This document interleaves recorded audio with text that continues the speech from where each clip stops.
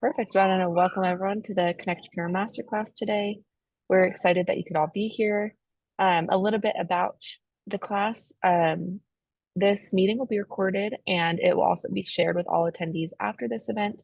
So just keep a lookout on your emails and you'll see an email from Avery that will include the recording to this meeting. Another note is to make sure that if you have any questions during the presentation, feel free to ask them in the chat. You can ask them during the presentation for Q&A following, or if you prefer to unmute afterwards, you can do that during Q&A as well. Or you can private message me your question if you'd like to do that. So you have a couple options there. But welcome to the masterclass. We'll be discussing today how organizations integrate sustainability into their planning and operations. We'll discuss business risks, strategies for reducing carbon footprints, as well as how business leaders can navigate policies and financial implications. A little bit about your very impressive instructor, Dr. Julie Anderson. She is an accomplished business strategist with 25 plus years of experience in asset management as a trader, economist, portfolio manager, and global business strategist across both sustainable and traditional investing. So with that, I would like to turn the time over to Dr. Julie Anderson for the masterclass today. Thanks so much, Julie. Well, thanks, Skylar. Really appreciate the opportunity to speak to all of you today and appreciate that introduction. So today, the title of this is Managing for Sustainability. This is really a lecture that's modeled off of two classes that we teach in our Masters of Sustainability Management at COGOD. One class that I teach is Managing for Climate Change, and another one is ESG Investing. So a lot of the topics are taken from both of those classes. So first of all, we have some learning objectives, one of which is sort of understanding how climate change is driving businesses to integrate sustainability into their planning and operations. Also, how you can begin to prepare for reporting that is inevitably coming on your climate strategy. And then, of course, how do you conduct a dialogue with your stakeholders, including your investors? This is one of the things that we focus on a lot. We have passionate young students, and we want to teach them how they can have that dialogue from a business perspective. So the goals of the course, I did want to touch a little bit more on what Skylar mentioned. Who am I? Why am I here speaking with you today? But the main three things are, first, what is everyone worried about? So I want to go briefly over the climate terms and terminology that we're really focused on. Why should you care? Climate risks and the financial materiality of those risks. And then the third one is, how do you start? Again, what is the global policy landscape? How is it evolving? And what are the steps you can begin to take now to start on that climate or sustainability reporting journey? So again, my background, I really wanted to start by saying that I am not a climate scientist. I am not an environmentalist, except for deep in my soul, but mostly I'm a business person. So I've spent my entire career in asset management. And it really wasn't until the two positions on the right that you see when I moved to Invesco and really started helping investors integrate ESG factors into their investment analysis. And then at BlackRock, I ran the 55 billion book of business that they have, covering roughly 40 ETFs, 7 of which I launched with them when I was there. So it really wasn't until the more recent sort of decade of my career that I started delving into sustainability through a finance lens. So getting to the first section here, what is everyone talking about? We want to level set on some of the climate science, and I want to really give you an easy way of talking about some of these topics. So as you can see on the right, I repeat this 3 times in this: believing in climate change is not required. I think that's important. It's not required that any one person that is running a company actually believes in climate change. It is a difficult topic. But the point of this presentation is that you need to know who else in the world does believe in it, how do they think about it, and how can you have a dialogue with them. So the terms and terminology, there's really only 4 that I wanted to go over with you. Again, these are some of the ones that we speak to in the very beginning with our master's students. So weather, climate, greenhouse gases, and climate change. So weather are the short-term atmospheric conditions that take place at a very specific time, and you know all of these. So this helps you plan for the short term. Should I wear sunscreen or should I bring an umbrella? Climate, I think the easiest way to think about that is a million weathers. So these are the long-term patterns and averages of temperature that change significantly over a long period of time. And this is really where most of the concern lies, is how do a million weathers add up and end up to be something different than we're used to in the past. So this helps you with long-term decisions, such as what crop should I plant given the climate of the area where my farm is, or where my supply chain is. So it's the long-term decision-making planning. And then you can see here on greenhouse gases, I list the major ones, carbon dioxide, methane, which is a more powerful greenhouse gas, nitrous oxide, and fluorinated gases. But I do think that for some of us that are older in our careers, what has taken place is we've had this scientification of the dialogue. And I really do think that sometimes if you bring it back down to what it really is, which I have in bold here, it's pollution. And most people understand that, and most people would agree that pollution is bad. So it's a lot easier to have a conversation sometimes if you bring it down to common terminology. So greenhouse gases. I really wanted to also give you a quick and easy way to talk about greenhouse gases. I grew up in Arizona, so I think of greenhouse gases as a car windshield on a sunny summer day. So I looked it up, I have the reference at the bottom, but in Arizona, the interior temperature of a car can get to 160 to 170 degrees. I've been in one, the steering wheel gets hot, it's uncomfortable, bad things can happen. So this is the point. The point is that these gases act like a windshield. And what that means is that the sun's rays come in during the day, and when the sun goes down, they can't escape. So over time, you have a buildup of these gases and the surface of the earth becomes warmer, which brings me to the last one, climate change. So these are significant changes in global temperatures and weather patterns over time due to this windshield effect, if you would. And this is where we're focusing on global warming. So I want to spend the next couple of slides just giving you some images that I think will help understand where the climate science is. Again, a lot of people don't believe in the climate science and a lot of people do, but having an understanding of where the dialogue comes from, I think is very important. So the first one here is, this is a diagram of basically the windshield. And what this shows is that the windshield has doubled in thickness in modern times. So the yellow line is really what science, and the science here is NASA. So not insignificant scientists. So NASA scientists have estimated with ice core data going back 800,000 years before the beginning of the modern time, how much carbon dioxide, one of the greenhouse gases, was in our atmosphere. And then you can see since 1911, just how much that windshield has doubled in its thickness.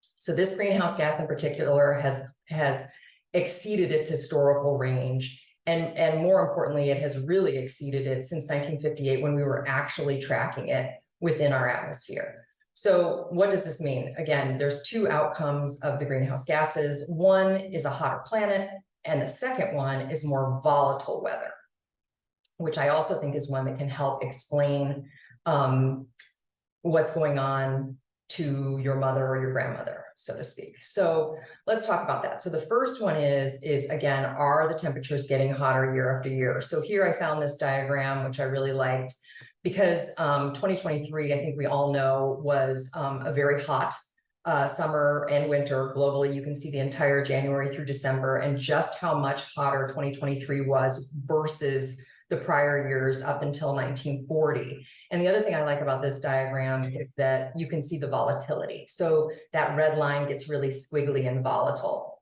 spikes in temperature. And then I added this one because this one shows you that it actually has been increasing in that thickness, that those gray lines on the left-hand side have progressively gotten higher in the distribution since 1940. But this one wasn't completed, didn't have the full year, so I wanted to show you both. So again, the first impact is that yes, indeed, temperatures are getting hotter, but we know that a lot of the pushback we hear is that all of a sudden you'll get a cold snap or you'll get a big rough winter and people will say, what's with global warming? It's cold outside. So the next one I wanted to show you was this NOAA diagram, and I really like this one. So on the left-hand side, it's basically winter. So when the northern hemisphere is tilted away from the sun, it's colder in the northern hemisphere, and you have this really strong polar vortex. So the jet stream, which is the arrow line, when the boundary, the temperature differential between that cold polar vortex is very strong, that jet stream is very stable. On the right-hand side, that's actually summer. So when we tilt towards the sun and the differential between gets less, the entire hemisphere warms up, you get this wavy jet stream. We've all seen this. We've all watched the Weather Channel. We spent the last 20 years of our lives watching the Weather Channel. This is when the jet stream rolls from left to right and it gets really wavy. We have dips of cold air coming down or hot air coming up.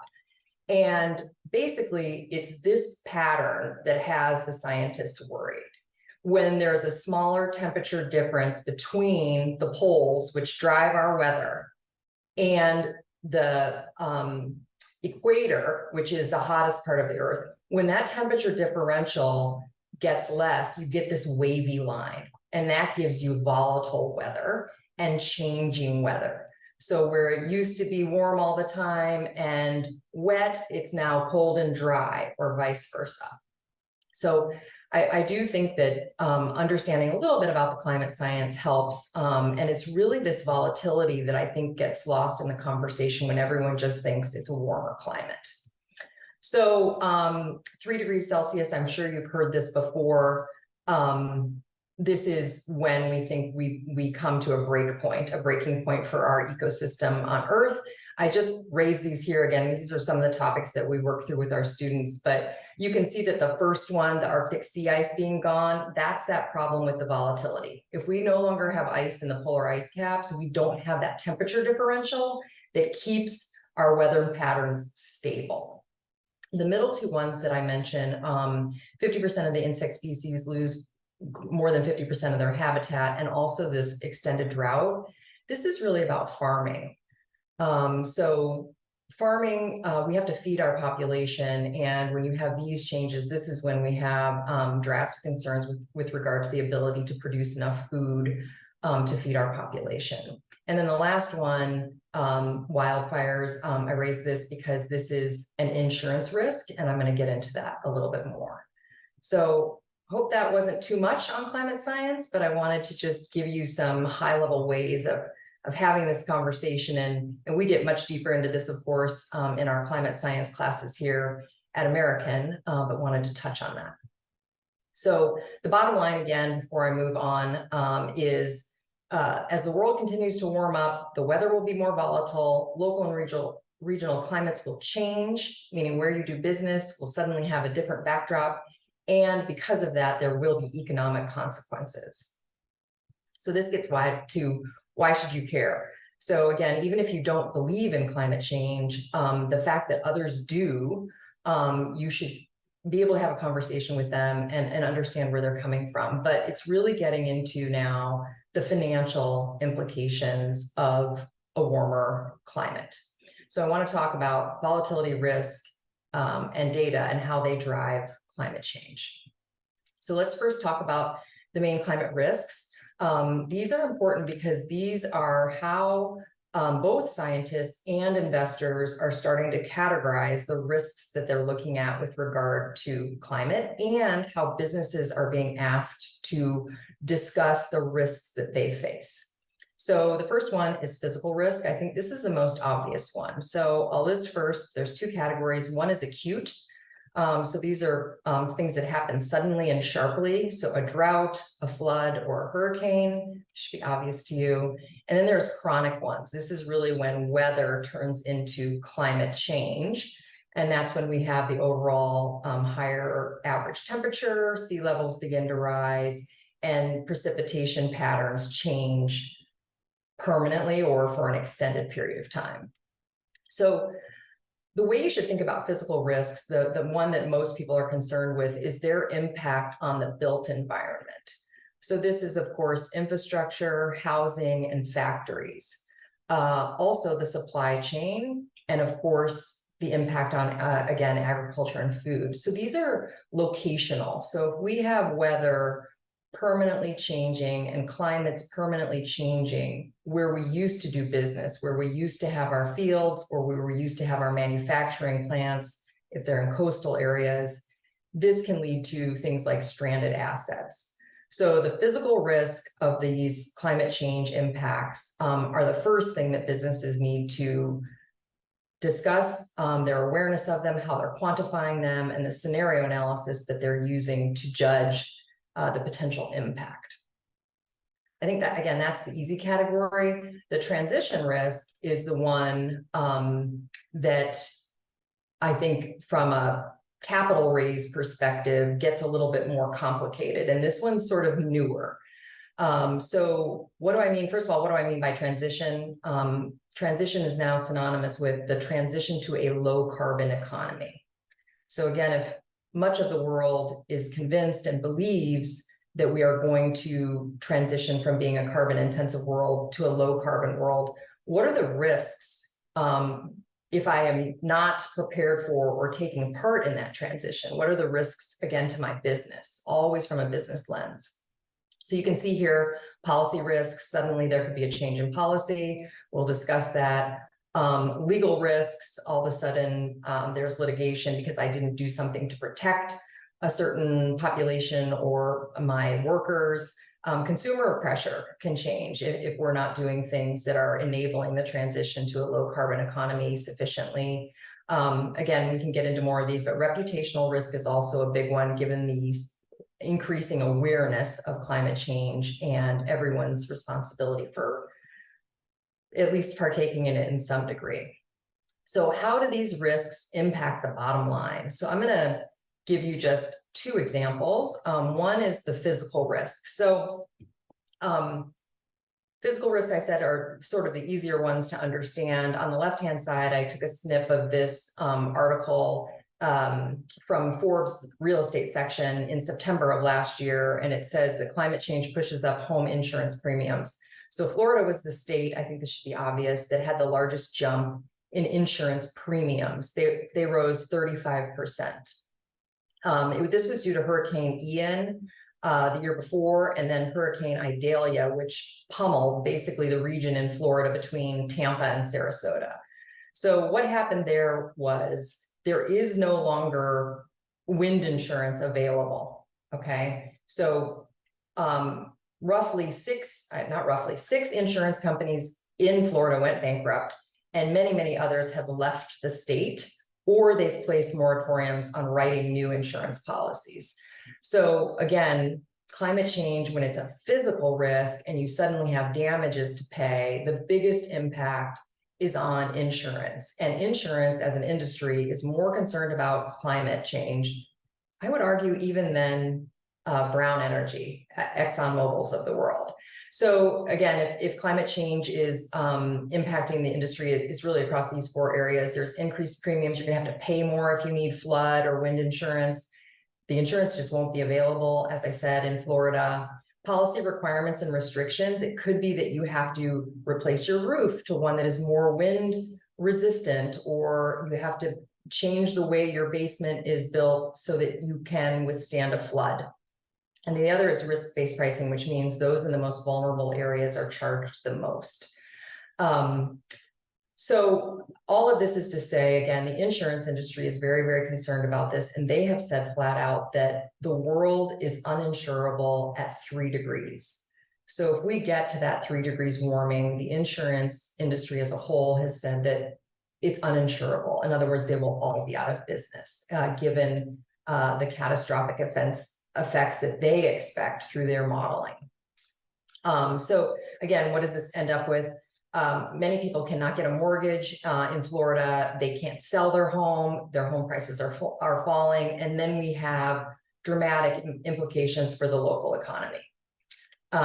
So that's physical risk. I also wanted to touch on, again, this broader category of transition risk.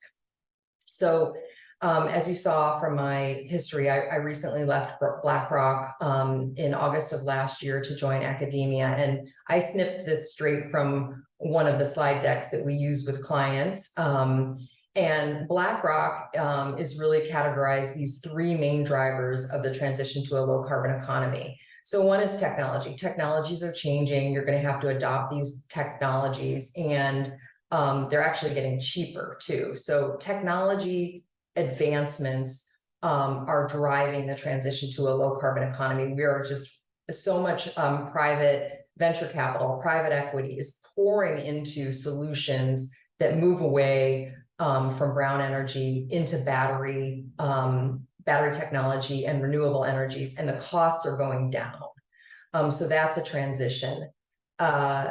Consumer preferences. Here they mentioned the electric vehicle share. But the other one that I would mention for these two, technology and consumer preferences, is with regard to real estate. So there was a study done, I don't have my fingers on it, but with regard to apartment and multifamily homes that are more energy efficient, and what is the consumer preference for that? And they found out that consumers are actually willing to pay more. If you have glass on your building that reflects the light and lowers the cost of cooling or heating your apartment or your condo, if you have better, cleaner air within the built environment, consumers are actually willing to pay up for that. So there is a premium that you're able to charge by providing this more energy efficient and ultimately safer property. On the policy side, you can see that there's been roughly $470 billion from the US government side of things to pledge to help this transition. So the government is trying to encourage this. The biggest one is the Inflation Reduction Act that was passed in 2022. And then there's also a number here that BlackRock uses for what the EU has done. Let me tell you that China is really in charge of this. Thinking about economic implications, this is no longer a war of politics. This is an economic war with China, and they want to be the ones that are leading on developing all of these technologies and selling them globally. So they are getting a lot of funding. There is a lot of incentives for the Chinese economy to develop these new technologies and capabilities. So I raised BlackRock because, as you can see, these three things, technology, consumer preferences, and policy, are three that are on the left, right? So this is a lot of money, is why I raised this. So the top 10 asset owners in the world add up to $23.4 trillion. They're the largest three pensions are the Japanese pension, it's $1.4 trillion. Norges Bank from Norway, which is actually an energy fund, $1.3 trillion, and China's investment corp is $1.1 trillion. All of these pensions, which are part of the top 100 asset owners that are investing in companies, have all made climate pledges. They have all pledged to decarbonize their portfolios over time or to invest in a more sustainable way. So that is a lot of money that is, again, trickling down and asking asset managers to start investing on their behalf in a different way. And then you can see the top 10 asset managers are also $32.6 trillion. The largest are BlackRock, Vanguard, Fidelity, and Capital Group. So again, it's really interesting for me being in the US. I've spent the last 10 years talking to US investors predominantly about climate change. And, you know, there's a lot of political pressure here and there's a lot going on given we're in an election year.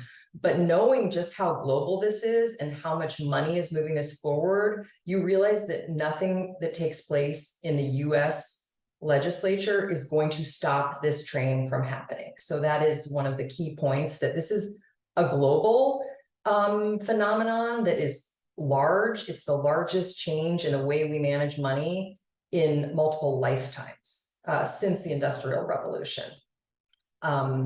So talked a little bit about the three that BlackRock mentioned, but I do want to talk about the legal risks and the reputation risks, and I want to introduce this concept to you if you don't already know it. It is the concept of double materiality. So these are non-financial factors that can have a material impact on a company's bottom line. So we used to think about financial materiality is what's happening on the outside that could impact us. So that's, again, those physical risks. If I have a flood in my factory, and also legal regulations, if the EPA changes something and I suddenly have to change the way I do things, That's climate-related issues that are coming from outside and affecting me, consumer preferences. But we also have this double materiality as how are you as a company impacting the rest of the world? And these can be positive and negative, and I've listed them here, but this is the one where reputational risk comes into play. So what you are doing outside of your business is affecting stakeholders outside of your company. The key thing here is that this now has the ability to affect risk and return. And I think that's critical. People are now want to know what companies are doing that is affecting the world, and that becomes a source of extreme reputational risk. So wanted to bring up this topic of double materiality that we use a lot in academia, but also in finance. So volatility and risk, let's get back to the financial way of looking at things. I wanted to walk you through the principles of volatility and risk from an investor's point of view. So these are very straightforward. Risk is the chance of experiencing financial loss. This is what all investors fear. That's what they're paid to analyze. When a factor can impact cash flows or the balance sheet, it becomes financially material. So again, these are non-financial factors that could become financially material. So volatility is the chances and probability and distribution of risks. So volatility, how much can we judge those risks? And the last one, climate change. So climate change has identifiable risks, physical and transition, as I just walked you through. It is financially material. It is now going to affect the balance sheets of companies. And importantly, it increases volatility. So here's my academic slide on the normal distribution.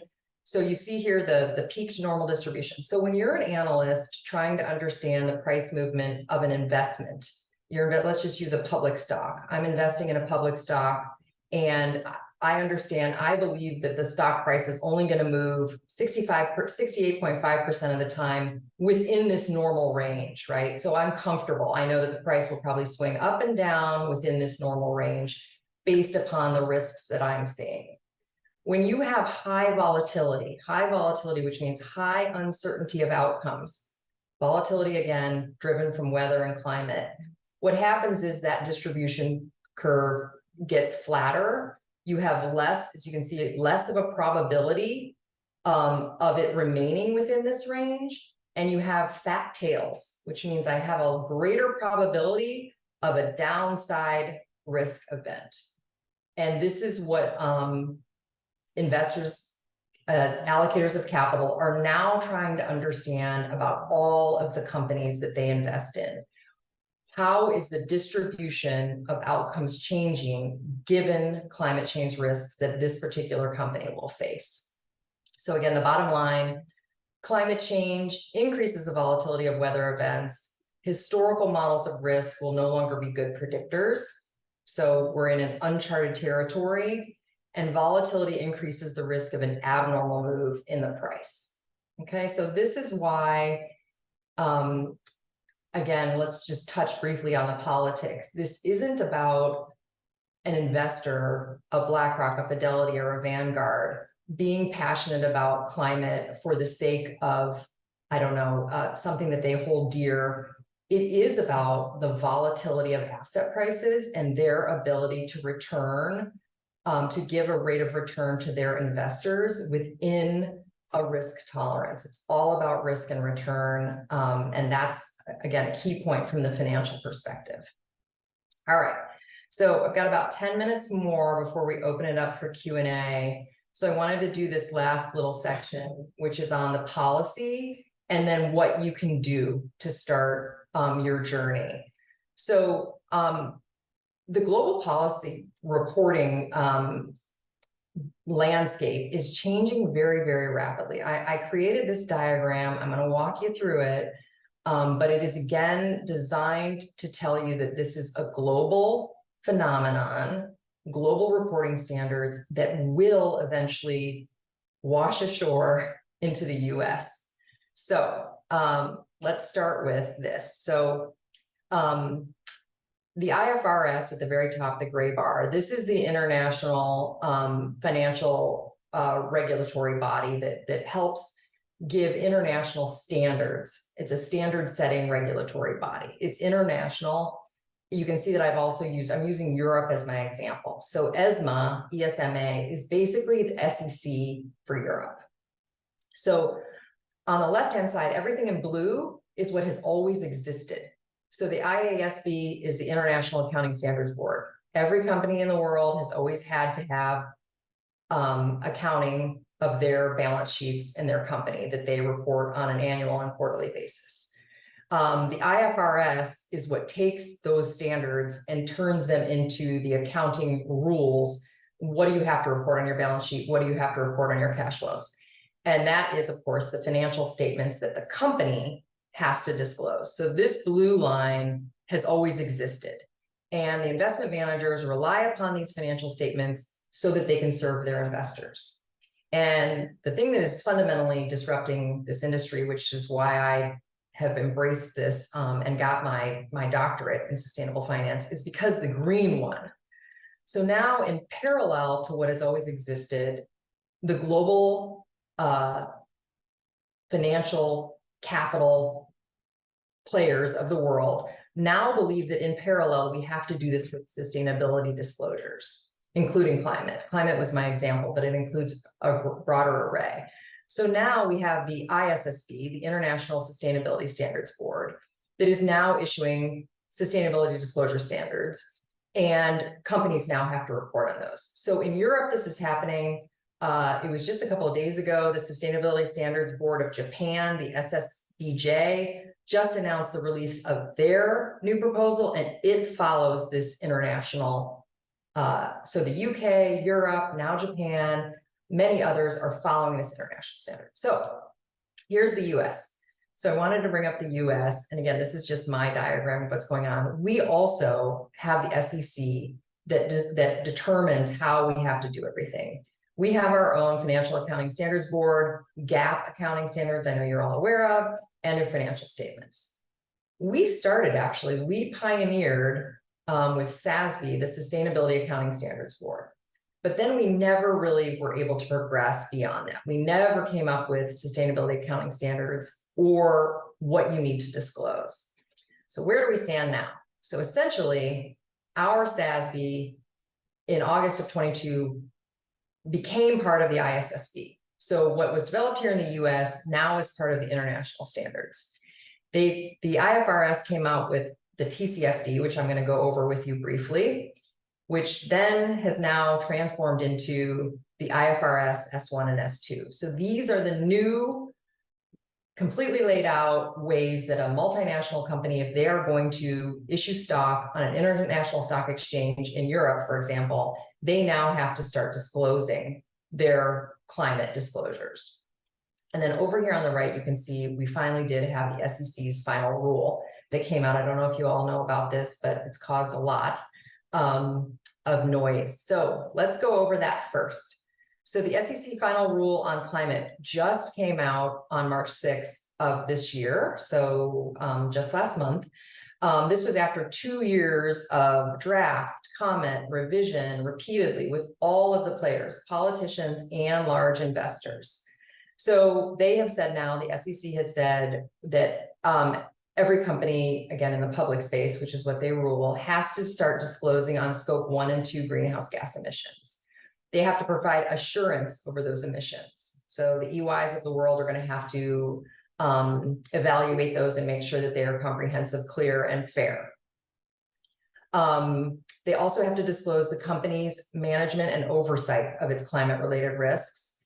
And finally, the financial statement disclosures have to include financial impacts associated with weather and carbon offsets. So this is material. It came out. I think you also know that on April 8th, the SEC put these rules on hold, waiting for some litigation to go through. There have been 25 states, Republican attorneys general, that have filed suit. So this affects companies in the US public markets. The first round of companies need to disclose starting in 2026 with 2025 data. So that means you've got sort of this year and next year to prepare.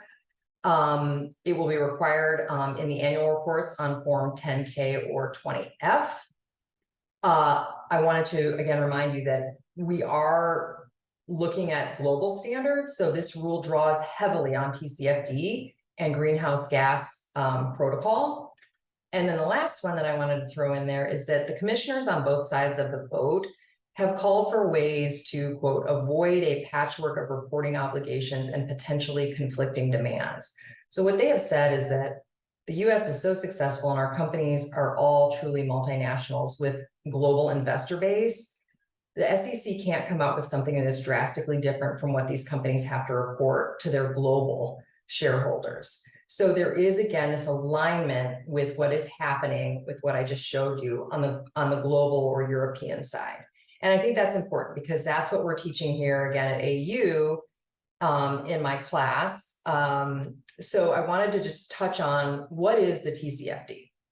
So the Task Force on Climate-Related Financial Disclosures has 4 key areas that it wants companies to disclose on. What is your board oversight and your management's role in assessing your risks? What is your strategy for dealing with these risks? Again, risk management. Are these risk mitigation or adaptation strategies? And then lastly, how are you going to measure these risks over time? So this TCFD, I wanted to share it with all of you because right now it is sort of really broad. It's allowing companies to formulate this for themselves. The C-suite and with board oversight are going to be tackling these things. So I wanted to tell you again, it's global, but guess what? A lot of S&P 500, Fortune 500 companies are already doing it. Microsoft discloses, Bank of America discloses, Walmart, Exxon, Procter & Gamble. Again, it's aligned with this IFRS and the TCFD. And it really does focus on the steps that you're taking with regard to your climate objectives, but within your operating and financial constraints. So one of the things that we do is we have our students evaluate one of these large companies' TCFD reports to think about, have they really correctly identified the risks that they face? And I raise it all with you because they're public. So if you have a leader or a best-in-class company that's in your industry, you can easily go and start to read what they're doing. What risks are they seeing? How are they approaching risks? What are their strategies? So I wanted to say that, you know, this trickle-down effect, it's happening at this very high global level, and it's affecting these large multinationals, but eventually it will come down even to bank loans, private equity, venture capital. They're all starting to look through these same lenses. So last slide before Skylar gets nervous and starts telling me that my time is up.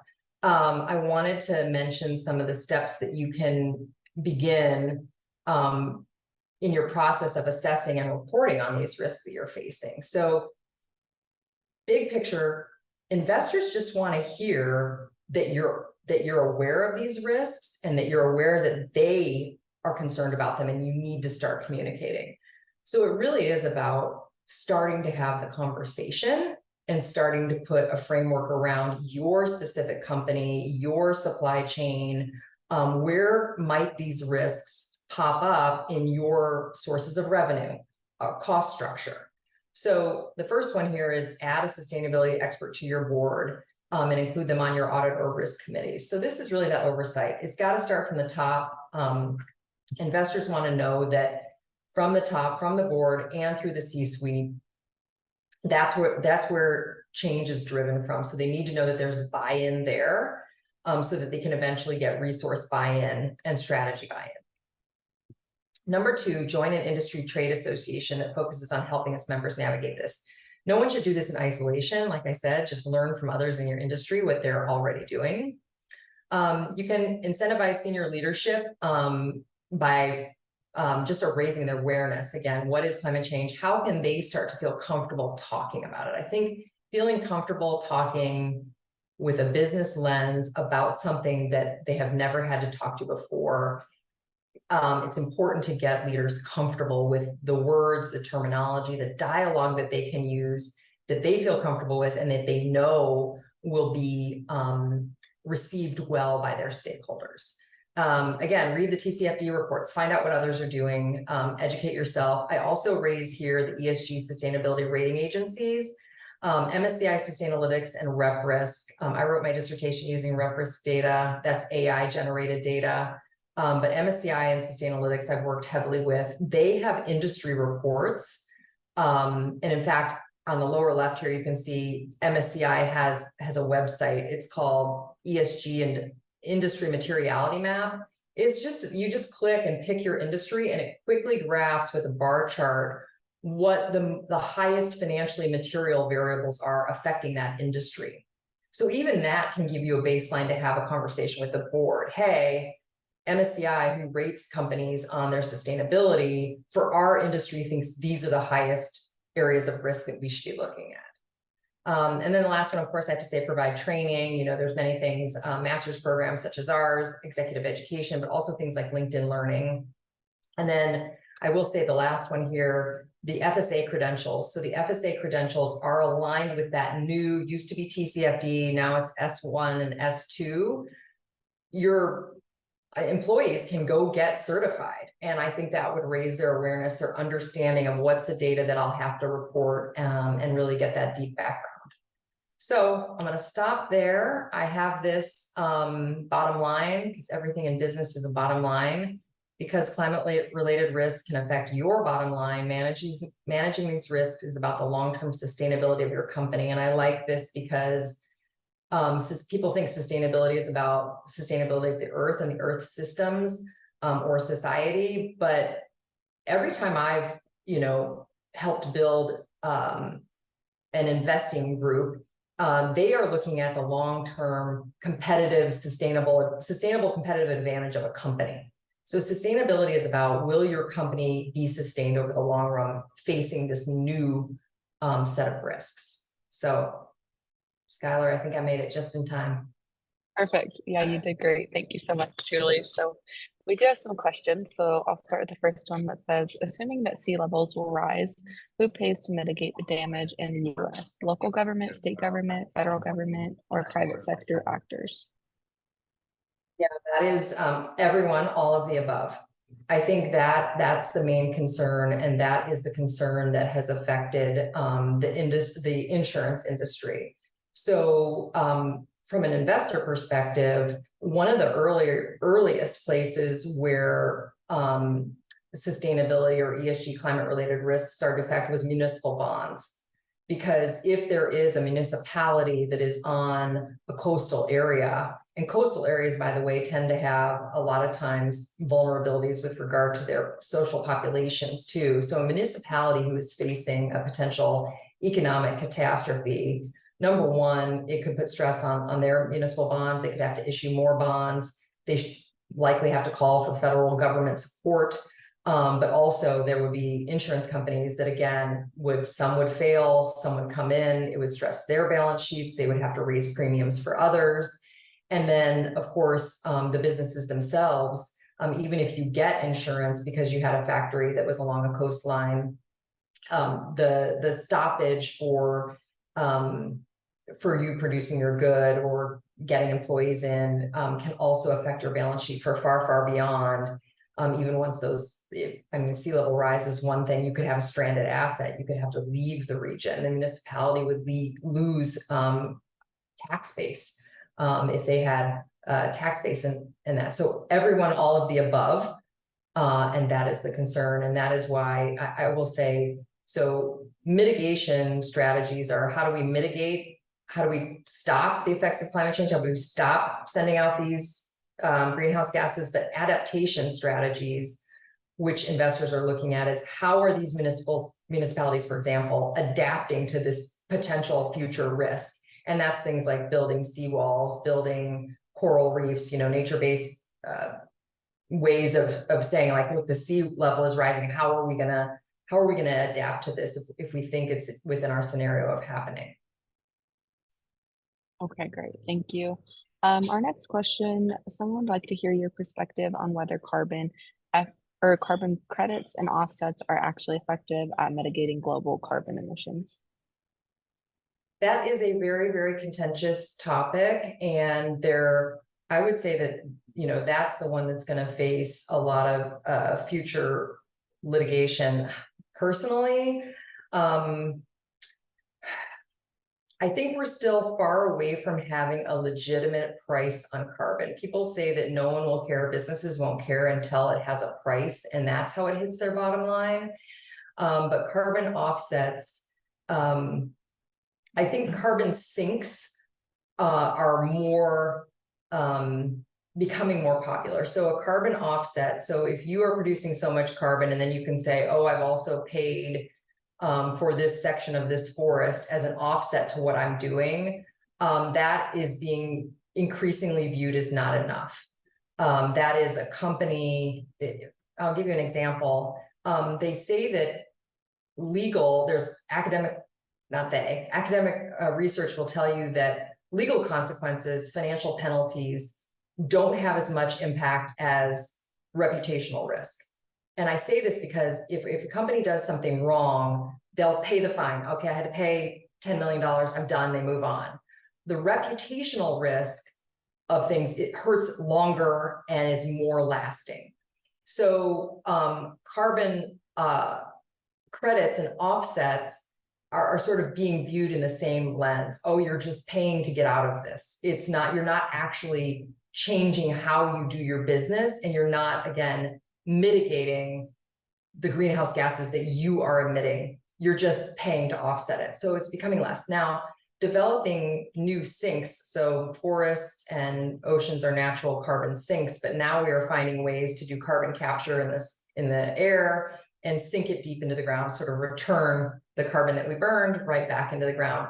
I think that is gaining more popularity. But again, the transition to a low carbon economy is less that we can keep burning the fossil fuels that we've been burning. It's that we really need to stop doing that instead of just coming up with a mathematical or a economic way of paying our way out of it. I hope that answered the question. Yeah, definitely. Thank you.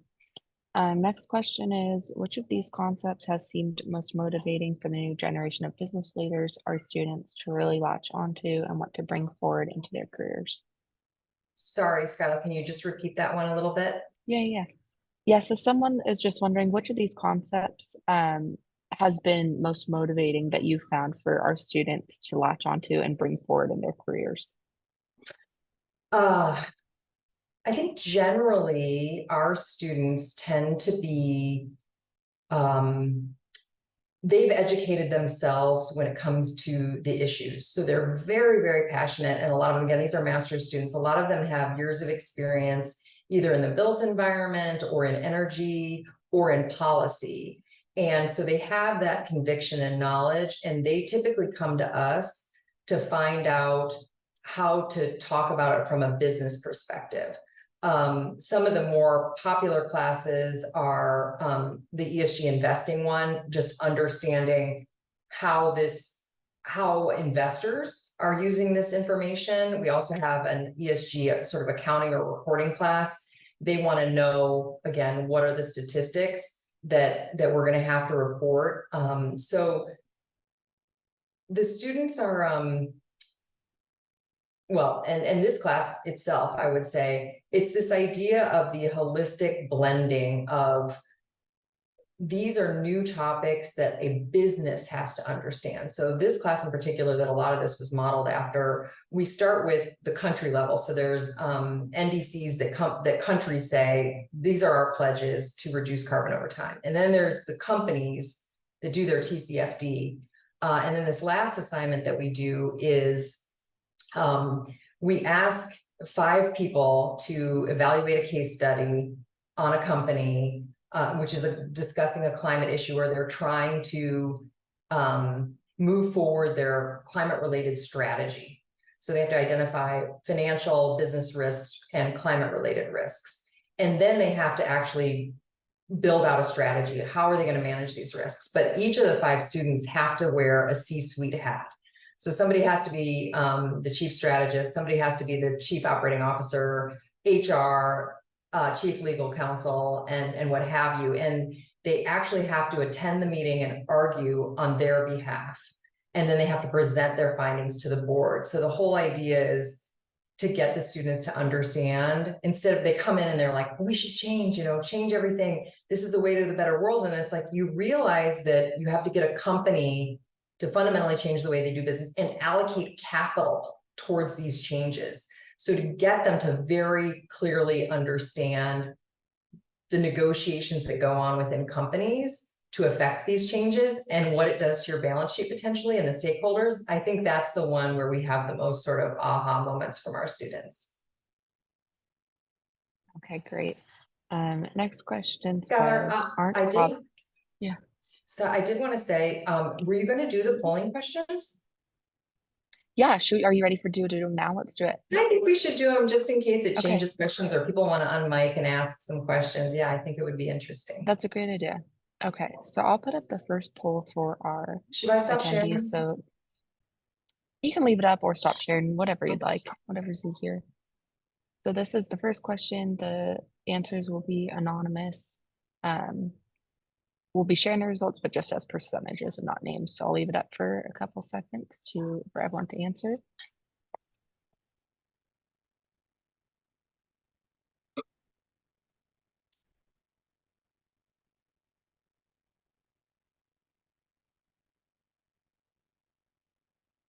So while you guys are answering that, we are launching at COGOD a sustainability skills survey that gets into a lot of these questions. We really do want to understand what companies are struggling with and where they are in their process, because obviously our goal as an educator is to make sure that we're educating our students to be able to help companies do that. So that was the genesis of this one. We're keenly interested in what businesses need. So yeah, Okay, so yeah, there you go. Strategy and risk management, followed by general knowledge. That is in fact, yeah, I realize that companies, it is really all about profitability, operations. Here's the second poll. This is just a yes or no. So I will leave this up for a little bit of a shorter time, but feel free to read this question through.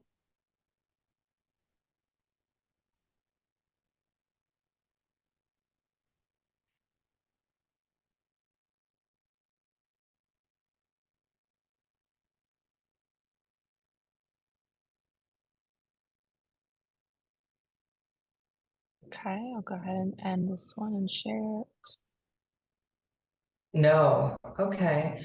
In a sustainability skills, you'd want to do a follow-on question, obviously, because I find that one interesting. So no, that can be two things. Are we going to just move forward with the polls? Yeah, we can do that. This one was kind of a Okay. follow-on to that one. If you selected no, do you plan on hiring one? So while you're saying that, I can have this one up for a minute or so. Perfect.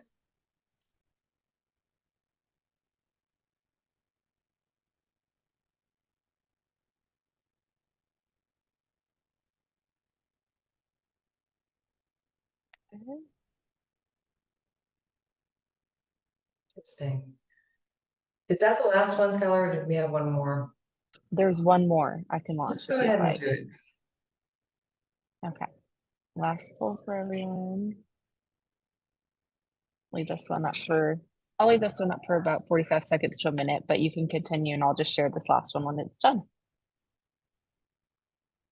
So the reason we ask that is because, we're watching the trend as to whether companies are hiring one person, like a chief sustainability officer, a CSO. And what we are seeing is that was needed in the early days to sort of really start the dialogue in companies and show that dedication. But increasingly, we're seeing it filter throughout, that one person in charge of it, how do they wrangle an entire company and get them to sort of move the needle? That it's really that permeating throughout a company, we need to have sustainability knowledge and awareness and alignment on that this is important to the company. So we are seeing a little bit of a drift away from that. And the other thing we're seeing is that it's a blend. Companies are hiring leadership, knowledge to come in, but they're also hoping to train and do that sort of organically with the employees that they already have. So those are some of the trends that we're seeing too, that are sort of aligning with what you've said. So Okay, here, I just let's, relaunched that poll. It showed that there were 0 results, so I don't know if you can see the poll on your end. it wasn't up before, Skylar, but we can see it now. Okay, now it looks like there's results coming in. Okay, so sorry, I'll leave it up for another minute or so because it looks like it's working now.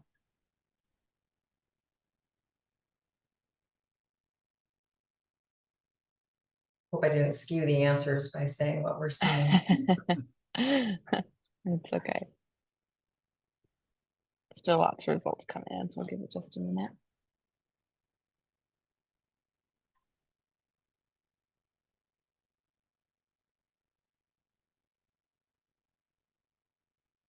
So I know we're winding down on time too, and I did want to say that again, it's hard with such a large group to get to all of your questions, but feel free to reach out. Engaging with companies, especially in the DMV area, is one of the things that we are doing at COGOT and want to do more of. So please feel free to reach out to any of us in the sustainability, faculty and staff at COGOT. We'd be happy to speak to you, especially me. Please feel free. Perfect, and you should see those results up now, or poll number 4. Yeah, so that's a nice mix, actually. That says that you're sort of getting it from where you can, like all different sources of information, but less on hiring experts, right? So again, it's this idea that I think your business is very bespoke and it's very specific, and you already have a population of people within your company that know it so well. So it does make sense to raise their awareness. But I'll stop there. Let's see if we have another question, Skylar. Yeah, I would definitely have some more questions. We probably have time for one more. I asked somebody, I don't think, did we get to the GHG reductions question? Let me ask it. It says, aren't carbon offsets also viewed as a transition towards the big picture of GHG reductions?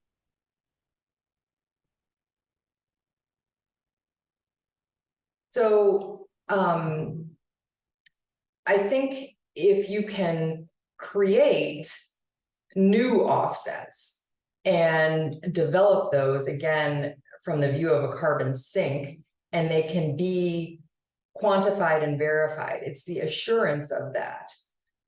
When the market developed early on without that assurance and a couple of failings, it sort of undermined it. But yes, if the amount of greenhouse gases has been built up, we do need to start reducing it. So if you can have those offsets that are being developed as new offsets to help reduce that, it's always the bathtub analogy, right? You've got water flowing into the bathtub and you need to have water draining out.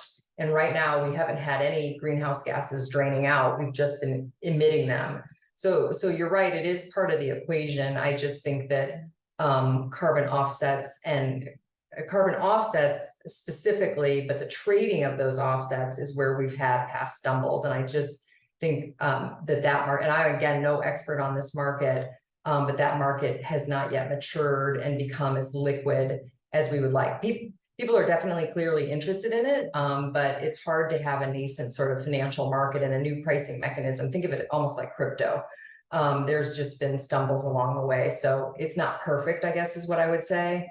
And when I think of companies reporting on things, that's just one line item that they might report on their efforts. But when a company needs to report on the TCFD or things like that, it is such a more holistic, how are we looking at all the different risks and opportunities that we face as a company? How are we prioritizing them? What is the timeline by which we're going to commit to changing our practices? And then what are the metrics by which we're going to hold ourselves accountable? So I don't mean to dismiss it in any way. I'm not an expert in it, but it's, in my opinion, sort of it's one line item amongst a big picture that's being asked of companies.